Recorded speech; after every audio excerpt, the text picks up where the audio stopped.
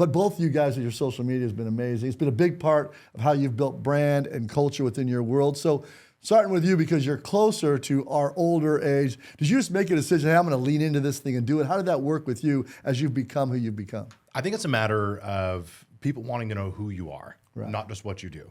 And we live in an era and a time where who you are on the inside shows up on the outside. And it's just like fruit. Fruit doesn't rot from the outside in, it rots from the inside out. And when you think about social media and your business, people want to know who you are. And so you used it for that because you do it. You'll have personal posts. You'll have posts with your kids. Sure. I've seen a post with my girl, Miss Bree. Yeah. And then you'll have like, hey, going to speak to 500 people in that post too. So is there a mix there you're trying to accomplish? Or is it more just, this is my life, guys, this is who I am? I wish I put more effort into it sometimes. And then when I think about that statement, I go, no, actually, I don't wish that, or else I would. I do the things I want to do. The reality is, it's a conscious stream of it's a stream of consciousness. Right. But so's our lives, because that's how my life looks. Like I hang out with my daughters, and then I go do this, and then we're speaking in the afternoon, or we do this, and then we wrap a family trip into a work trip. Like that's how we live. So why not live on social media the way that you live in real life? I don't believe in the fake part of today's business and tomorrow's not. No, you're all things all the time. What I love about both of you is you're both so authentic. You can tell it's who you are. And I think in social, if you're taking something from these guys today, lean into who you are. And remember, the same number of people aren't going to like you that aren't going to like you anyway. Who gives a shit, right? Coincidentally, his number's higher than mine.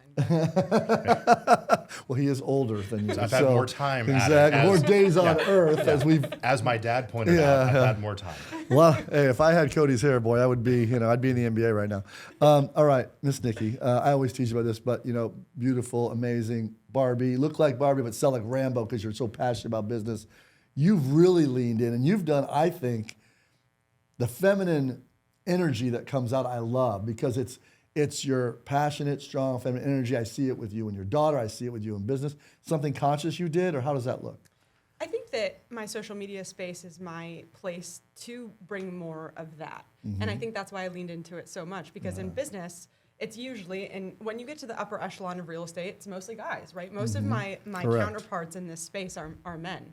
And so I just found myself sort of naturally leaning into that energy because I think that's what I'm around all the time. Right. But when I'm home with my daughter, or when I'm writing, or when I'm in my creative space that I like to be in, that's the opposite energy, right? For me, that's the feminine energy. And what I put on my social media is just my expression of that. Like, it's just the other side of who I am. And I like to show the whole person, not just part of the person, right? We're all whole human beings and have a whole world and a whole life outside of 100%. Just real estate all the time.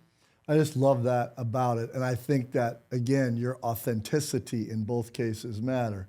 Was it something, because as a woman, it's tough to put yourself out there. You get judgments, but it seems to just be water off your back. You move right into the next thing. And your success tells me your audience and the people around you get it too. I mean, I think that's learned. I don't think that it's all, I wish I could tell. It would be inauthentic for me to say it's always been water off my back and it didn't matter. Right. But that's learned. I think, in business, you take enough punches that eventually you just learn how to get up and brush it off. And you also learn whose opinion matters, because everybody has one. And when you're on social media and when you're on big stages, like Cody just said, there's going to be whole groups of people that don't like you. And I could focus on that. Like, I could spend my energy around that, and I would, probably go home crying every day and not have a business to speak of and lose all my energy. Or I could focus around the people who, when they have feedback that might be hard for me to hear, is people that I respect and feedback that I value and things that I want to take. And that's what I choose to focus on. It's not that I'm not focusing on anything that's, constructive. It's more that I focus on the people I respect, the people's whose opinions matter to me.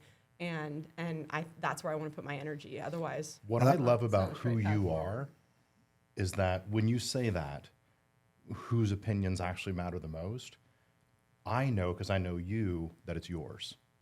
It's yours in the mirror. It's your daughter's. It's the big guy.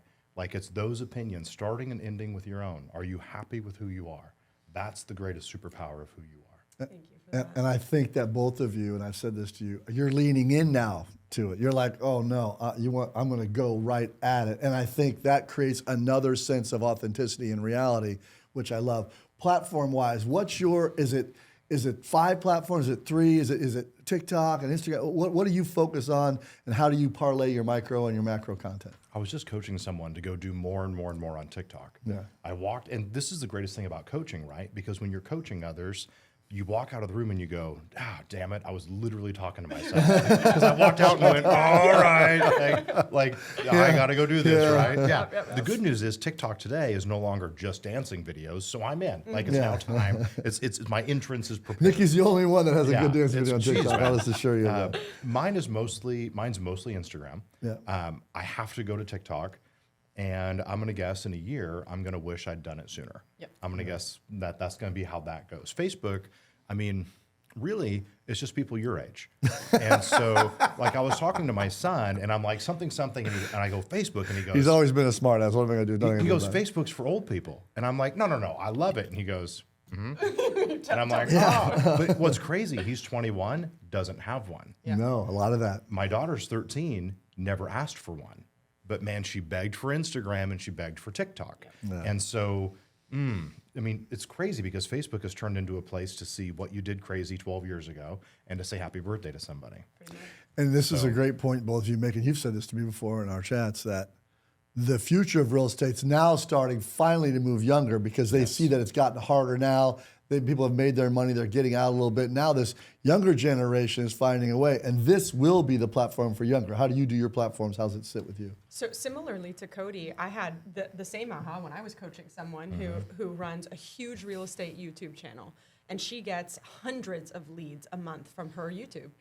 And I'm sitting there coaching her and saying to myself, why don't I have a YouTube? Like, why am I not doing this? Right. Because it's such a great way for us to access our consumer. And our consumer has changed, right? Whereas we used to be prospecting for transactions, now we prospect for the right talent to bring into our worlds, right? Right. So from my perspective, I've always coached people, you need to be everywhere your consumer is. And so we need to be everywhere our consumer is. So I am everywhere. And as my team grows with the next generation of agents, I've leaned in heavily to video because that's also what I like doing. Right. Because I think it's really challenging to hold yourself to a posting schedule or whatever when you don't like doing that. Like I like to do my videos and I like to share what thoughts I have on whether it's growth or real estate or whatever it is. And I just think it would be hard for me to do that on a platform that I didn't want to be on. I keep hearing the same theme with you guys. Be authentic, be who you are, be where you're comfortable being, right?